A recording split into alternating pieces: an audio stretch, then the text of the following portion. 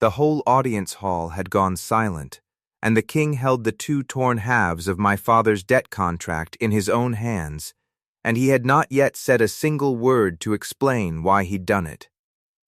I stood at the center of that hall, in the plain gray servant's dress they had put me in that morning, watching the strongest wolf alive tear apart. In a single motion, the legal instrument that had governed the entire remaining shape of my life, and I understood, with a lurch of pure animal fear, that I had absolutely no idea what was supposed to happen to me now that the paper that decided everything no longer existed. But that is very near the end of it, and a woman who tells you the end before she has earned it deserves to be turned off. Let me go back 2 years, to a debt that was never truly my father's fault, and a morning I was handed over like a piece of furniture. I am Sable, and I grew up the daughter of a modest wool merchant in the lower territories. Not wealthy, never that, but steady and honest and content with a small, ordinary life that asked nothing extraordinary of any of us. My father was careful with money his whole life. It is one of the cruelest ironies of what happened that the debt that finally ruined him was not built from any carelessness of his own. It began, as far as I ever understood it, with a run of terrible luck. A shipment of wool lost to bad weather. A partner's sudden default. A creditor who called in a loan at precisely the worst possible moment. Each misfortune, taken alone, looked like simple bad luck. Taken together, over 2 slow, patient years, they ground my father down from a comfortable, respected merchant to a broken man drowning in debts that multiplied faster than any honest labor could repay them. By the time the last creditor came to collect, there was nothing left to give but me. It is an old, ugly law, still on the books in the lower territories. A debt too large to be repaid in coin may be settled in years of bonded service, and an unmarried daughter is, under that law, considered transferable property against her family's obligations. I do not say this to excuse the law. I say it because it is the plain fact that put me, on a cold morning 2 weeks before all of this began, into a covered cart bound for the royal fortress, sold to the crown's household as final settlement of a debt that had never, in any way, been mine to owe. I did not weep in that cart. I want to be honest about that, because everyone who has heard this story since assumes I must have. I had done my weeping in private, in the small hours before I left, and by the time the cart rolled through the fortress gates, I had made my peace with the shape of the life ahead of me, the way you make peace with any hard weather you cannot change. I would serve. I would keep my head down. I would send word to my father when I could, so he would at least know I had arrived safely, and I would build whatever small, quiet existence a bonded servant is permitted to build, and I would not let myself hope for more than that, because hope, in my experience, is the thing that costs the most when it is disappointed. I did not know, riding in that cart, that the debt which had ruined my family had never been the plain bad luck I believed it to be. I would learn that later, and it would change everything, but I want to tell this in order, because the order of it is the whole reason no one, least of all me, saw the truth coming until it was nearly too late. If you want to know why my father's ordinary bad luck turned out to be someone's very deliberate design, and why the King of the Iron Territories destroyed a legal contract in front of his own court within a single minute of meeting me, then stay with me. Follow this one to the end. I believed a simple, sad story about my own family's misfortune for 2 years. It was the wrong story, and the man who built the true one had plans for me that neither the king nor I understood, until it was almost too late to stop them. They brought me before the king the very morning I arrived, to formalize the transfer in the old required way, a public reading of the debt contract before the court, so that the crown's acquisition of a bonded servant could not later be disputed. It was, I had been told, a brief formality. I stood at the center of that grand hall in my plain gray dress. eyes down the way a bonded servant learns quickly to keep them, and I listened to the steward read out the terms of my father's ruin in a flat official voice. The exact sum, the exact years of service required to settle it. My name at the bottom like an afterthought to the numbers that actually mattered. I did not look up until the reading stopped, because something in the hall had gone strange, and I felt it before I understood it, a low-charged stillness. The particular silence of a room that has just watched something impossible happen. King Torvald of the Iron Territories stood from his throne. I had not even properly seen his face yet, had been told only to keep my eyes down for the reading, and when I finally looked up, it was because his wolf had already crossed half the length of that hall toward me, moving with a purpose that made the assembled lords go quiet in a way no formal reading ever managed. The king reached me a moment after his wolf did. He took the contract from the steward's hands. I do not know why the steward simply let him, except that no one in that hall seemed capable of questioning whatever was happening, and he read it himself, quickly, his eyes moving down the page with a focus that had nothing to do with legal formality. And then, without a word of explanation, he tore it in half. The whole hall went silent, not the ordinary silence of a formal audience, the electric, disbelieving silence of 100 witnesses realizing that the strongest wolf alive had just destroyed a binding legal document in the first minute of ever laying eyes on the woman it concerned, for no reason any of them could name. "Your Grace," the steward said, faint with alarm, "the debt is not settled by destroying the contract. The sum is still owed to the crown. This changes nothing of the 'it is settled,'" Torvald said, and his voice filled that hall to the rafters. "I am the crown. I have just settled it personally, out of my own treasury, and this woman owes no further service to anyone in this household." His eyes came to me, and I felt, for the first time in my whole plain, careful life, what it was to be looked at as though I were the only thing in a crowded room worth seeing. "What is your name?"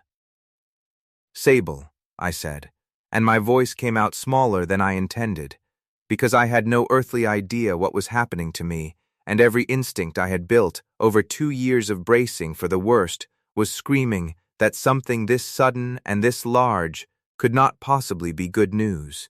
"Sable," he repeated, as though testing the shape of it. "You are not a servant in this household. You are a guest, until we work out what you actually are to me, which I confess I do not fully understand myself yet." He looked at his own wolf, pressed against my side with an ease that plainly startled him as much as it startled the court.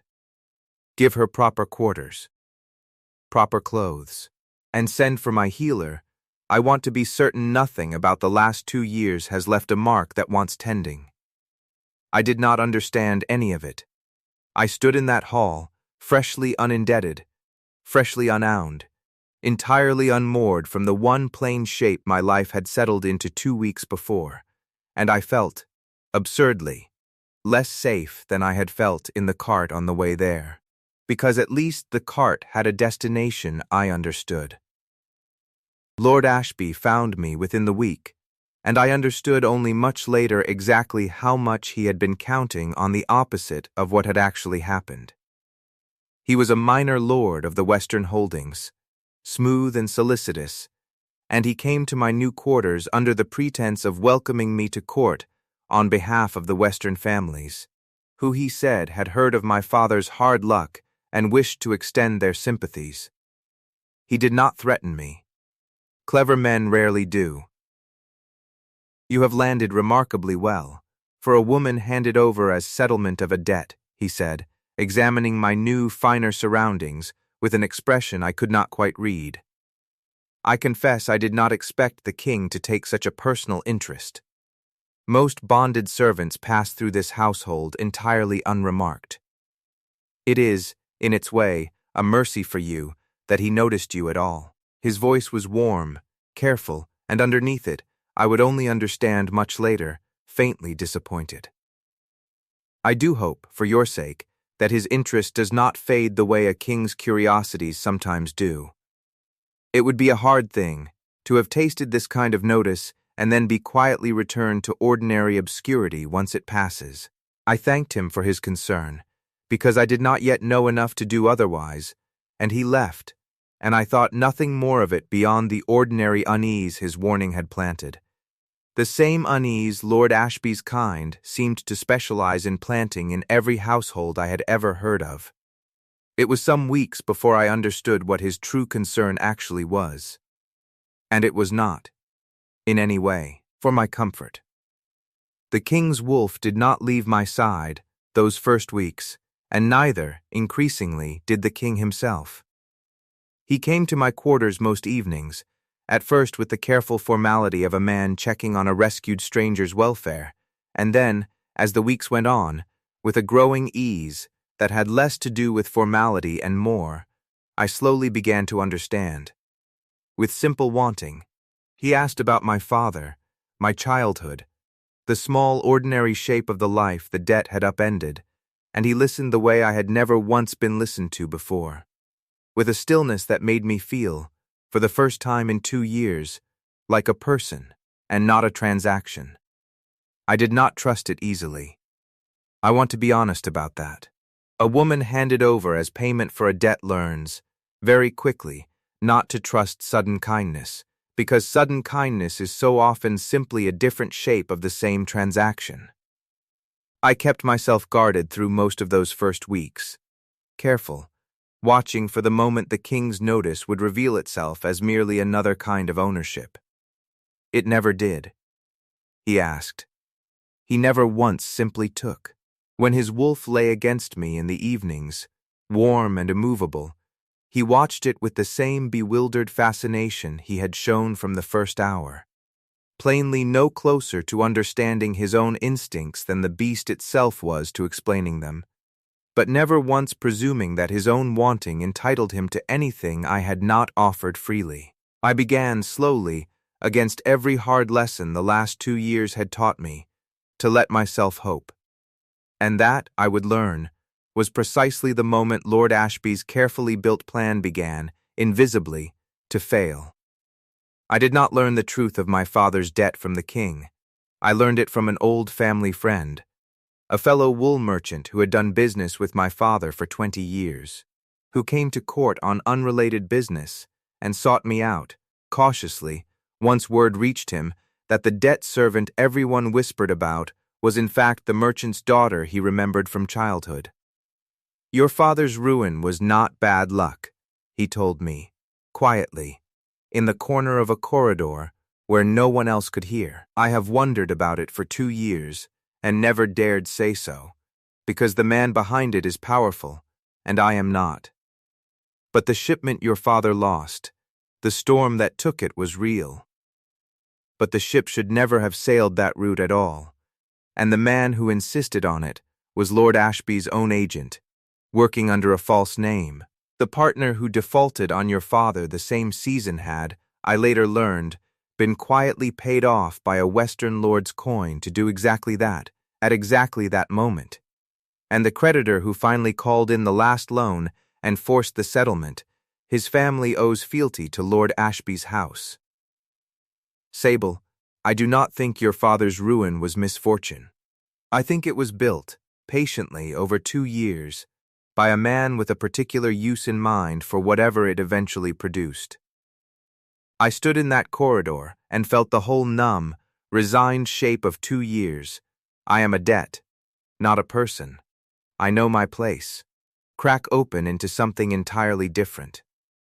And colder, and far more furious. What use, I said, though I already, sickly, suspected part of the answer. I don't know the whole of it, he admitted. Only that a man does not spend 2 years and a small fortune quietly ruining a modest wool merchant, unless the daughter at the end of it was worth a very particular kind of trouble to acquire. And a debt servant, Sable, an unremarked, invisible woman handed to a royal household under an old obscure law, expected to keep her head down and go unnoticed for years, is exactly the sort of person no one watches closely. exactly the sort of person through whom a patient man might, eventually, place something, or someone, close to a king who trusts too easily. I went to Torvald that night and told him everything, and I watched his face go through the same cold recognition I had felt in the corridor. He assumed I would not notice you, he said slowly.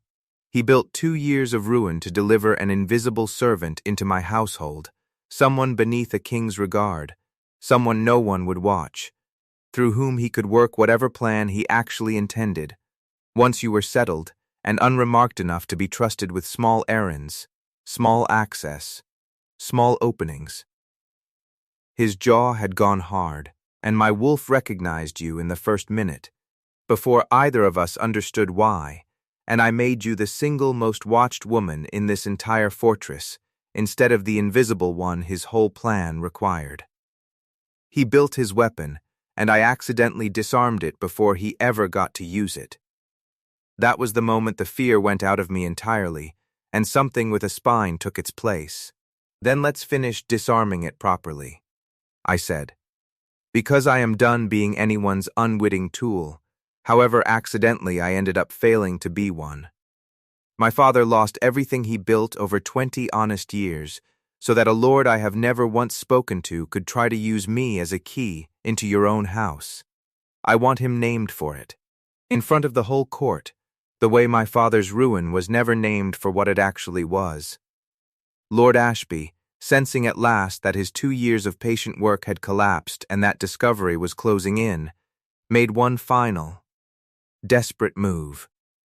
He attempted, on the very night before the king intended to bring the truth before the full council, to have me removed from the fortress entirely, under cover of a forged writ claiming my father's original debt had never in fact been legally settled, and that I remained bonded property subject to immediate transfer to a Western holding, his own, conveniently, where he could finish whatever use he had originally intended before the truth caught up with either of us. I woke to find 2 of his men in my very quarters, prepared to take me quietly in the night on the strength of a document that looked, at a glance, exactly like the sort of tedious legal correction that no one questions closely. I did not go quietly.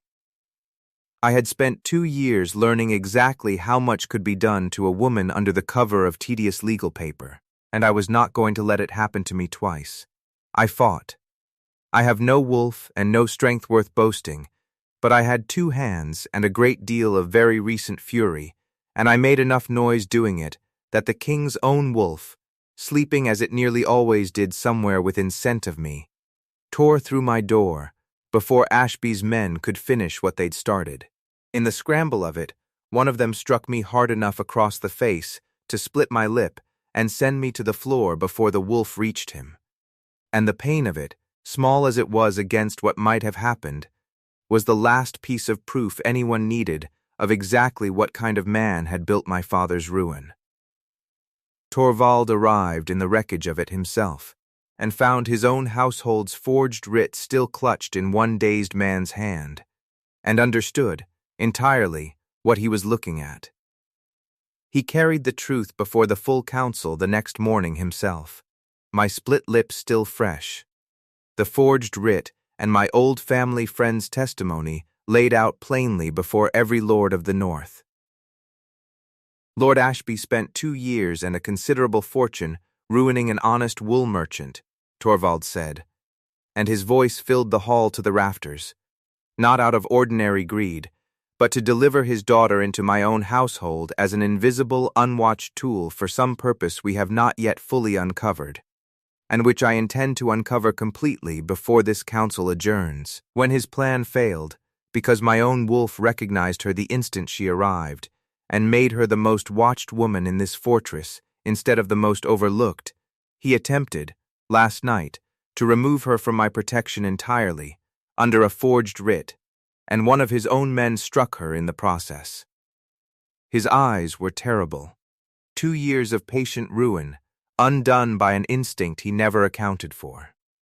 I want every dealing of his house, going back 3 years, laid open before this council, and I want it done today. The council's certainty turned entirely, the way it always does once the first true thread is pulled, and what they found, in the weeks that followed, was worse even than I had feared. Not merely a plot to plant a spy, but the early groundwork of something aimed, eventually, at the throne itself, a patient scheme years in the building that my father's ruin had been only the first quiet piece of. Lord Ashby was stripped of his holdings and exiled under the gravest writ the council had issued in a generation, and my father, restored and compensated for 2 years of manufactured misery, wept, I am told, for the better part of a day when the truth finally reached him. Torvald came to me the evening the council's judgment was finally sealed, and knelt in front of no one this time, only me, and took my healing lip carefully in his hand. "I tore up a contract the first minute I met you," he said, "because my wolf understood something before I did, and I have spent every day since trying to earn the right to have done that so impulsively. You were never a debt to me, Sable, not for a single hour, however the law tried to name you one. You were the truth my wolf recognized before either of us had a single reason yet to trust it, and I would tear up that same contract 1,000 times over rather than have let the world's cruelest scheme deliver you to me under any other terms." His thumb moved gently near the healing cut on my lip. "Stay, not as a rescued servant. As the woman my wolf claimed before I even knew your name, and the one truth an entire patient conspiracy could not manage to corrupt. I stood in the aftermath of everything, my lip healing, my father's name restored, a king's hand gentle against my face, and I did the only thing I have ever known how to do, which is tell the truth. I was brought into that hall like a transaction, I said, and the whole recovering court seemed to lean in to hear the debt servant answer the king. You refused to treat me like one within the first minute, before you even had a reason good enough to explain it to yourself. I have spent 2 years being handled like a line in someone's ledger. I would like, for the rest of my life, to simply be handled like a person who gets to choose. I let him see me smile, despite the healing cut. So yes, I choose this, not because a contract forced it, and not because you tore one up out of pity. Because your wolf found something worth keeping in me before anyone had told either of us what that something was, and I've decided I agree with it." He kissed me then, gently, mindful of the healing cut, one breath, no more. A kiss that said a whole sentence and did not need to become a scene. And what broke open in me was not the thing the songs promise. It was recognition, plain and total, the vertigo of being wanted, finally, by someone whose wanting had never once, from the very first minute, treated me as anything less than a whole person. His wolf pushed its great head between us, tail sweeping, thoroughly pleased with the 2 years of patient work its own instincts had quietly protected. And the court that had gathered to watch a conspiracy finally answered for watched instead the strongest wolf alive claim. At long last, the one woman an entire careful scheme had failed to make invisible. Here is the part I kept for last. The scrap of paper. Among the pieces of that torn contract, one small corner survived nearly whole, the line bearing my name, and beneath it, in the steward's flat official hand, the exact sum my father's ruin had cost him. I kept it. Torvald had it framed, at my own request, and it hangs now in our private rooms, not as a wound we revisit, but as a reminder of the precise moment a transaction became, instead, the truest thing either of us had ever been handed. A year on, I am the Luna of the Iron Territories, which still strikes me as a fortune too large for a woman once measured entirely in coin. My father rebuilt his modest trade with the crown's restored compensation and a great deal of his old careful patience. And he visits often, and he cannot yet look at that framed scrap of paper without his eyes going bright, and neither, if I am honest, can I. A letter came last week from the Western holdings that once belonged to Lord Ashby, now under new and honest stewardship, inquiring whether the Luna might consider favorable trade terms for wool, given the old family connection. I had Hagen write the reply, since my hand for letters is poor from a life spent counting debts instead of holding a pen. I did not gloat. Gloating and grace wear the same coat, in my experience, and it is hard to tell them apart from a distance, easier up close, where you can see which one is smiling. I confirmed favorable terms gladly, and added that I hoped the Western Holdings had learned, at some cost, what it means to build a fortune on someone else's manufactured ruin. Torvald found me sealing that letter at his own table. In the seat at his right hand, his wolf a warm weight across both our feet, the framed scrap of my old contract catching the morning light on the wall above us. "What are you telling them?" the king asked. "The truth," I said, "that she was brought in like a transaction, and he refused to treat her like one." I looked at the small, framed fragment of paper that had once decided the whole shape of my life. It turns out the debt was never really about the coin at all. It was about who gets to decide what a person is worth. He decided before he had a single reason to, and it turned out to be the truest decision either of us ever made. So before I let you go, tell me what you think, because I have turned it over for a year and I still cannot settle it fully. Do you believe his wolf truly recognized the whole of me in that first minute, entirely separate from the cruel scheme that delivered me to his door?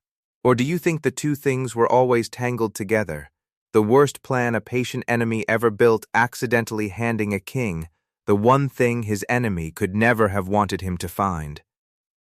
Tell me your theory below. I have decided, in the end, that I am simply grateful the plan failed exactly the way it did. And if you want to stay with us, the framed scrap on our wall, my father's rebuilt trade, whatever quiet scheme some future patient enemy tries next, comment the wolf and follow along, because I have learned that even the cruelest transaction can be answered by someone who refuses, on principle, to treat a person like one.